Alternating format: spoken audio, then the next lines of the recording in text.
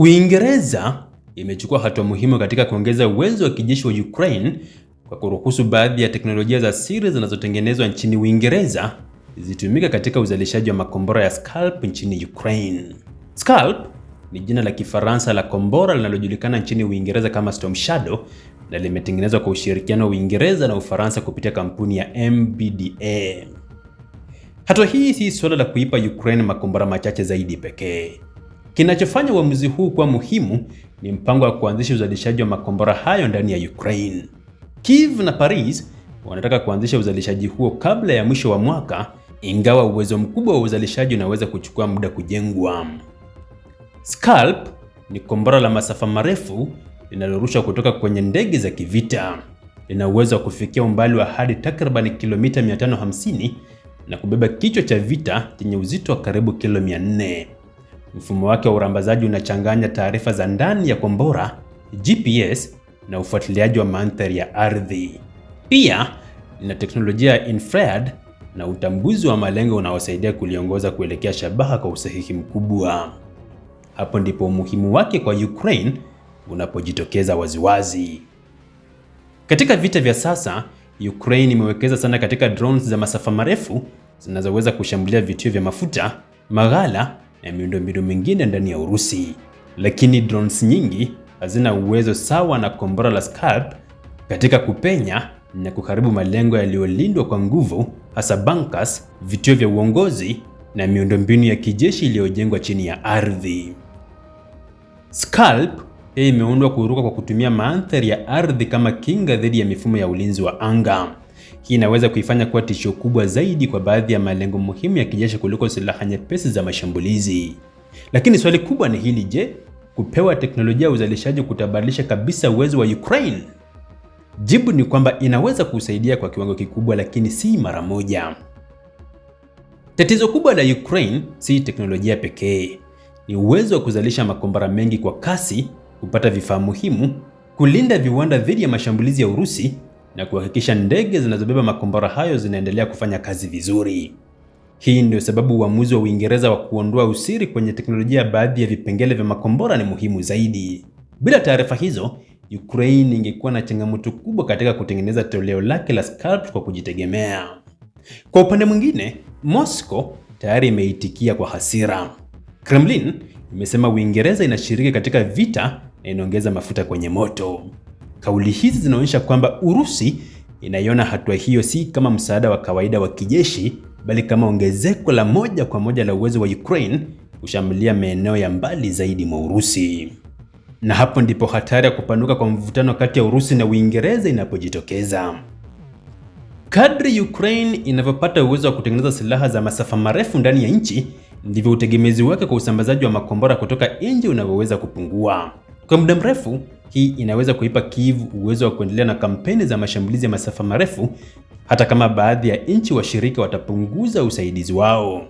Lakini kuna upande mwingine wa tatizo ambao Scalp haiwezi kutatua. Ukraine bado inakabiliwa na upungufu mkubwa wa makombora ya ulinzi wa anga. Hili ni jambo muhimu sana kwa sababu unaweza kuwa na uwezo mkubwa wa kushambulia malengo ya adui, lakini ukawa katika mazingira magumu ya kulinda miji, vituo vya nishati na miundombinu yako dhidi ya mashambulizi ya makombora na drones. Mfumo wa Patriot ni mfano wazi wa tatizo hilo.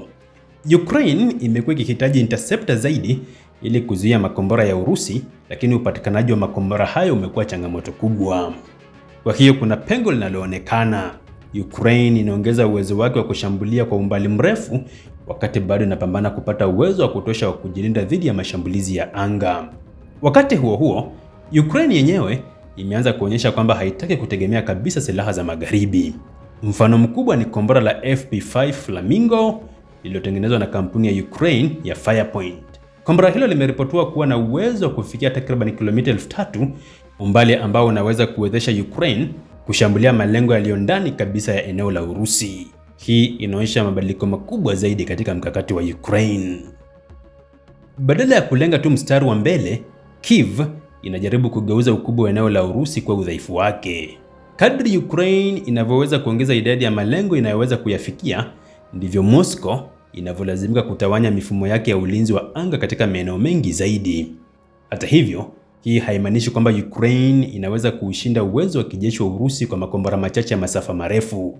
Urusi ina eneo kubwa, viwanda vikubwa vya kijeshi, uwezo wa kuzalisha drones na makombora, pamoja na mifumo mbalimbali ya ulinzi wa anga. Changamoto nyingine kwa Ukraine ni uzalishaji wa makombora haya. Kujenga viwanda ni jambo moja. Kuzalisha makombora kwa kiwango cha juu, kwa ubora unaotakiwa na kwa kasi endelevu ni jambo jingine. Hivyo, hata kama uzalishaji wa Scalp utaanza Ukraine kabla ya mwisho wa mwaka, athari yake kubwa inaweza kuonekana zaidi katika miaka inayofuata kuliko katika miezi michache ijayo. Kwa mtazamo mpana, uamuzi wa Uingereza unaashiria mabadiliko muhimu katika namna nchi za Ulaya zinavyoisaidia Ukraine. Badala ya kutuma silaha zilizotengenezwa tayari, baadhi ya washirika wa Ukraine wanaanza kusaidia kujenga uwezo wa uzalishaji wa kijeshi ndani mwa Ukraine. Hii inaweza kuwa na umuhimu mkubwa zaidi katika vita vya muda mrefu kwa sababu inatoa nafasi ya kupunguza utegemezi wa mizigo ya silaha inayotoka nje. Sasa swali linakuja, je, Storm Shadow au Scalp inaweza kubadilisha vita?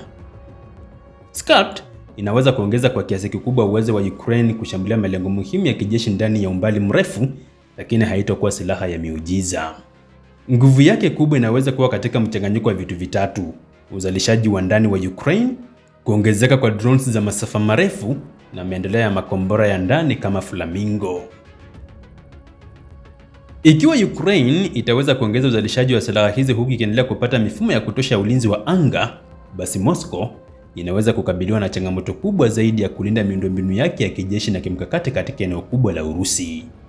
Kwa upande wa Uingereza, hatua hii pia ni ujumbe wa kisiasa. London inaonyesha kwamba msaada wake kwa Kiev hauishii kwenye kutuma silaha, bali unaelekea katika kusaidia Ukraine kujenga uwezo wa kijeshi wa muda mrefu. Na kwa Urusi, maana yake ni tofauti kabisa, kwamba vita vinaendelea kubadilika kutoka kwenye mapambano ya mstari wa mbele kuelekea vita vya uwezo wa viwanda, teknolojia, uzalishaji wa ndani na mashambulizi ya masafa marefu. Kwa kifupi, Scalp inaweza isiwe silaha itakayomaliza vita, lakini inaweza kuwa sehemu muhimu ya mabadiliko makubwa zaidi. Ukraine kujaribu kujenga mfumo wa kijeshi unaoweza kuendelea kupigana kwa muda mrefu bila kutegemea kikamilifu silaha zinazoletwa kutoka nje.